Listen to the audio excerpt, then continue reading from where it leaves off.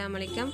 Welcome to சாசாஸ் kitchen. இன்றைக்கி நம்ம கரம் மசாலா பண்ண போகிறோம். அதுக்கு தேவையான பொருட்கள் 4 டேபிள் ஸ்பூன் சீரகம் எடுத்திருக்கேன். இந்த சீரகம் மட்டும்தான் இதில் ஜாஸ்தி போகும். 2 டேபிள் ஸ்பூன் மல்லி எடுத்திருக்கேன். 5 மிளகா எடுத்திருக்கேன். மிச்சம் இருக்க எல்லா சாமானும் 1 டேபிள் ஸ்பூன் தான். அது என்னென்னு பார்த்துடலாம். மிளகு, அன்னாச்சிப்பூ, இது பெரிய ஏலக்கான்னு சொல்லுவாங்க, கடையில் கிடைக்கும், அது இது நார்மல் ஏலக்காய், இது வந்து ஜாதிக்காய், இதில் பாதி போதும். பட்டை, கிராம்பு, இது ஜாதி பத்திரின்னு சொல்லுவாங்க, கடையில் கிடைக்கும், இது பூ மாதிரி இருக்கும், இதுதான் இது எல்லாமே பார்த்திங்கன்னா 1 டேபிள் ஸ்பூன். இது மட்டும் நான் பாதி எடுத்துக்குவேன் உடச்சி. ஸோ இப்போ இதை லைட்டாக வறுத்துக்கலாம்.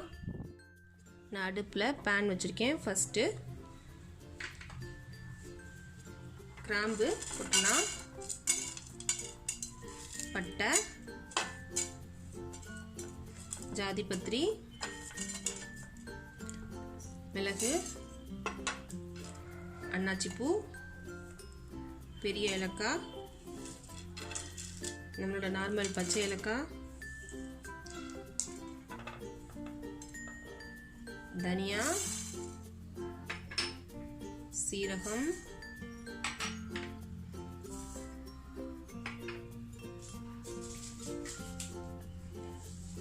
நம்ம வத்தல், ஜாதிக்காய் நான் உடச்சிருக்கேன், பாதியாக உடச்சிட்டேன், பாதி தான் போட்டிருக்கேன் காமிச்சதுலேருந்து. இப்போ எல்லாத்தையும் லைட்டாக வறுத்துக்குவோம்.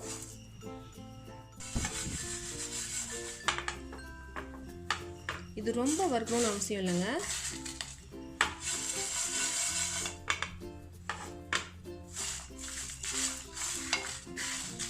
இந்த கரம் மசாலா போட்டு நீங்கள் எந்த டிஷ் பண்ணாலுமே அவ்வளோ டேஸ்ட்டாக இருக்கும்.